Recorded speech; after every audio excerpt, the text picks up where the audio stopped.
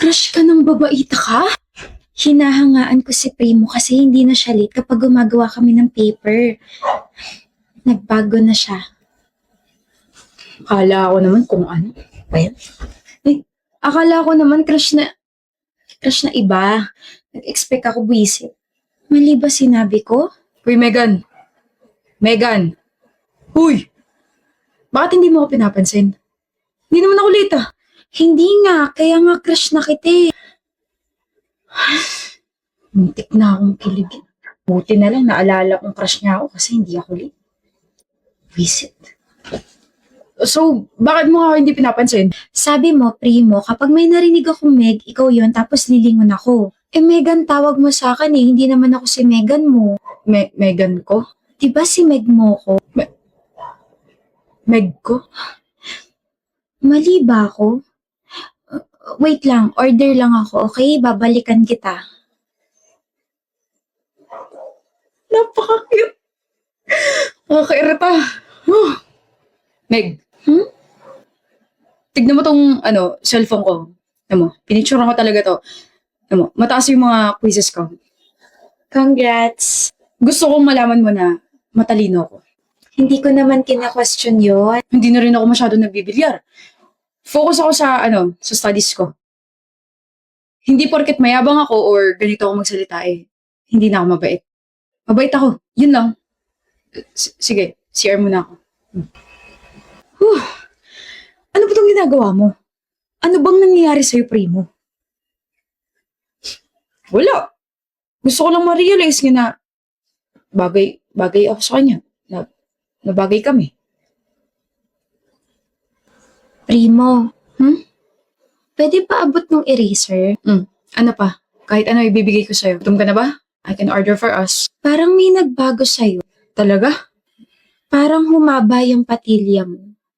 Joker ka pala. Sabihin mo kapag pwede na akong tumawa. Joke lang kasi, parang naging malambing yung boses mo. Hindi kaya. Maangas kaya ako.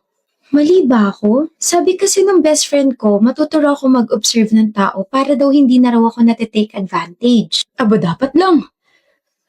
Pero, ano pang na-observe mo sa akin? Ayoko na palang malaman. Huh? Kinikilig ako sa paraan ng pagtitig mo. Meg. Alam mo bang may mas ihahaba pa yung pangalan mo? Huh? Meg. Megan. Meganda ka. Alam ko. I know, nakakakilig, di ba? Paano mo napahaba yung pangalan ko? Saan ang galing yung Meganda ka? Parang ang gulo naman yata, Primo. Mahal you don't need to cook na nag-order na ako. Amo, Chincha? Eh? Patagdagan din na ice cream, please. Inuubo ka ni. Jebal! At sinapian na naman po siya. Visit ka, hindi ako sinapian.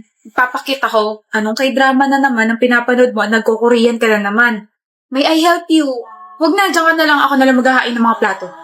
Mahal, may I help you yung title ng pinapanood kong K-drama ngayon. Hindi mo na ako kasi nilinaw.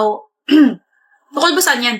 Yung female lead, which is si Baek Dong-ju, nakakakita at nakakausap niya yung mga multo at ginagrat niya yung mga wishes nila. Tapos yung male lead, gwapo. Sobrang gwapo. Baka ipagpalit mo na ako niyan, ha? Wednesday ngayon, di ba? Manonood ka mamaya. Malamang. Sama mo ako. No tayo, Yobo. Huwag ka na ulit magpa-cute. Hindi bagay. Dali na. Nakaka-drama to ni Yeri. Long time no see. Ako to, si Ingrid. Ako yung classmate mo nung high school. Bakit mo naman ako kinalimutan? Ikaw yata yung nakalimot sa akin. Cordelia, hindi Christina. Hala, sige. Yun kaya yung tawag ko sa'yo noon. Oo nga. Naalala mo na, ako rin yung palagi kang binibigyan ng pagkain tuwing recess. Nakakatampo ka na. Sorry, naalala ko na. Ilang years na din kasi yung lumipas, tsaka alam mo na, tumatanda na. Naku, bumawi ka sa akin. Libre mo ako. Ano gusto mo? Gusto ko ng chicken, fries, burger, ano pa ba? A shake. Shake? Sige, ililibre kita mamaya. Ka-excite! Ang nga pala, kamusta ka na? Tagal na rin natin hindi nagkita, ha? Ayos lang naman, buhay pa rin, lumalaban, ganon. Grabe, ang social mo na. Parang dati sobrang dugyutin mo pa. Pero mas maayos pa nga ako sa'yo dati. Hindi naman. Boyfriend. May boyfriend ka na? Meron. Gwapo? Mayaman? O mabait lang? All of the above. Kilig! Sana all may boyfriend kasi yung akin kakabreak ko lang sa jowa ko eh. Ikakasal ka na ba? Matagal pa. Ganun. Invite mo naman ako. Total magkaklase naman tayo nung high school eh. Ikaw, kamusta ka na? Ito, dumidiskarte lang. Talaga? Oo, hirap nga ng mga diskarte ko eh. Parte rin ba ng diskarte mo yung pagnanakaw? Ha? Dikot ng kamay ah. Palis ka? Day off mo ngayon Ba't nandito ka, Ignacio? Ikaw, di mo naman day off ah. Ba't di ka naka-uniform? May lalakarin kasi ako, so ba't ka nga nandito? Yung ka-workmate na kapatid ko, nanakawan daw sa area na yun. Na-report na ba? O raw, kahapon. Wala naman ako kahapon, diba? Ayun, pag-uwi ng kapatid ko, kinuwento niya sa kanya nangyari. Kaya pumunta ako rito para magtanong.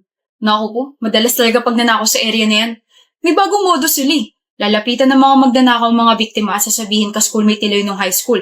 At kapag hindi naman naniwala, ipipilit nila na naging magkaklase sila hanggang sa humaba na yung diskusyon. Tapos ayun, hindi na namamalayan ng mga biktima na ninanakawan na sila. Minsan nga, binubutas pa yung bag nila o di kaya yung eco bag Ilan sila? Sabi, 2 raw Isang lalaki, isang babae. Ako na bahala din sa isa. Huwag ka na tumakbo. May 2 pang polis na malapit sa'yo. Nahuli na rin yung kasama mong lalaki. Boyfriend mo raw yun? Akala ko break na kayo. Wala siyang kwenta. Garcia, dala mo na yan sa presinto. Sandali! Hanip, Cordelia, ang galing mo magpanggap Tayo na yung lalaki kasi nakatunog kaya naghabulan pa kami. Crush mo na naman ako, Fontabella. Oo. Uy, magtigil ka nga. Nagtatanong ka, di ba? Nagsasabi lang ako ng totoo. Palmo, tara na nga. Layuan mo ang anak ko. Ayoko po. Layuan mo ang anak ko. You're not even allowed to love him. Isa ka lang naman. Commoner. Mahal ko po si Logan. Yung pagmamahal mo sisira sa anak ko. What would my amigas think of my son kapag nalaman nilang may girlfriend siya kasing basura?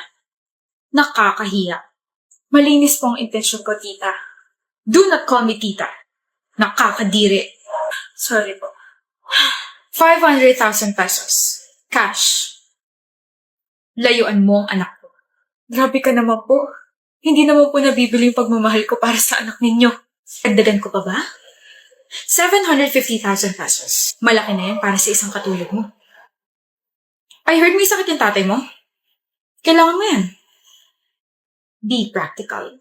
Madam, marami pang iba dyan, Ophelia. At kilala ko ang anak ko.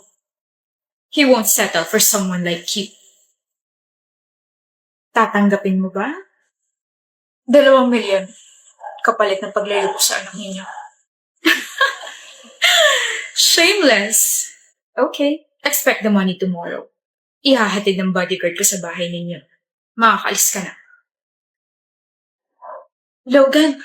Ophelia, mahal. Totoo ba? Tinanggap mo yung pera? I'm sorry. Kailangan ko ng pera Kailangan natin ng pera. Di ba magtatanan tayo?